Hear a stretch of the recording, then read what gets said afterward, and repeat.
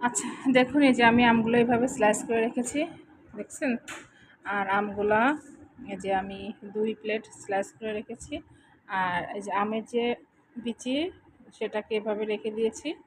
এটা এখন যেটা করব সেটা হচ্ছে এই যে দেখুন আমগুলো এখন আমি এই যে এমন ফ্রেশ শক্ত, শক্ত আম লাগবে, ঠিক আছে?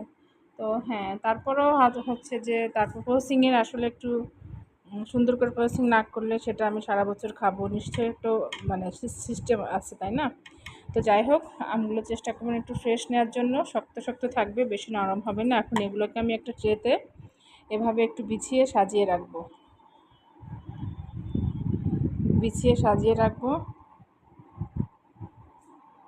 তো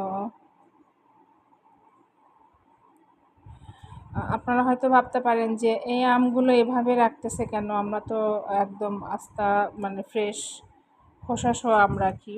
তো হ্যাঁ, সেটাও রাখতে কোনো সমস্যা হয় না, সেটাও রাখা যায়। ইভেন রাখিও। তো আমিও রেখেছি, আমি যে রাখিনি তা নয়। কিন্তু আমার কাছে মনে হয়েছে যে আমি এই যে আজকে যে প্রসেসিংটা আমি আপনাদের দেখাচ্ছি, এটা বেস্ট। এটা বেস্ট। তো আমি প্রসেসিং করতেছি, আমি পুরাটাই বিছিয়ে দেন আমি আসতেছি কি করব এরপরে দেখানোর জন্য।